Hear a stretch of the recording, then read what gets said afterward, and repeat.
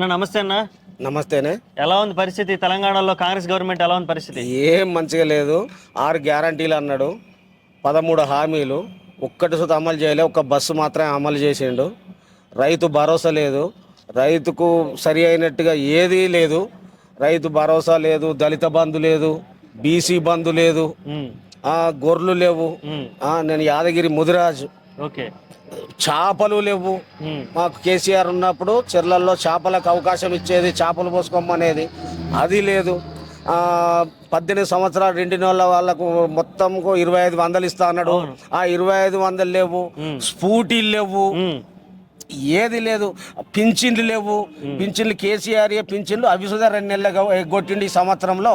మళ్ళీ అది సుధా లేదు, పింఛన్ సుధా ఇస్తలేడు. 4,000 ఇస్తా అన్నాడు. 4,000 కాదు, అవే కరెక్ట్ ఇస్తలేడు. వికలాంగులకు 6,000 ఇస్తా అన్నాడు, 6,000 ఇస్తలేడు. కౌలు రైతులకు 12,000 ఇస్తా అన్నాడు, కౌలు రైతులకు ఏమి ఇస్తలేడు.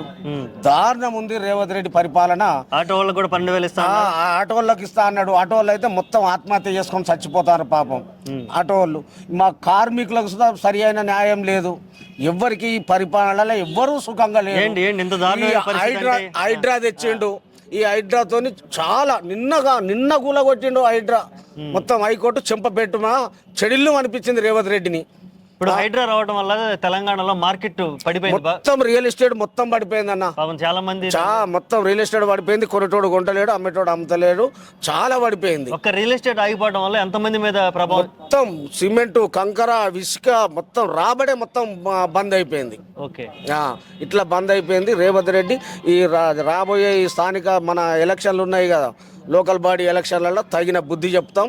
ఒక్క సర్పంచ్ సుధా కాంగ్రెస్ పార్టీ వాళ్ళు గెలవరు. ఓకే. ఇప్పుడు మరి ఈ ఫార్ములా రేస్ కేసులో కేటీఆర్ గారిని అరెస్ట్ చేస్తానంటూ కొన్ని వార్తలు. వాళ్ళతో కాదు, ఎట్లా పెట్టాలి, ఏం చేయాలి, ఈ కేటీఆర్ గారిని ఎట్లా ఇరికించాలన్న అభిప్రాయమే కానీ కేటీఆర్ దగ్గర అరెస్ట్ చేసేంత దమ్ము లేదు. వాళ్ళకు అరెస్టు చేయలేరు.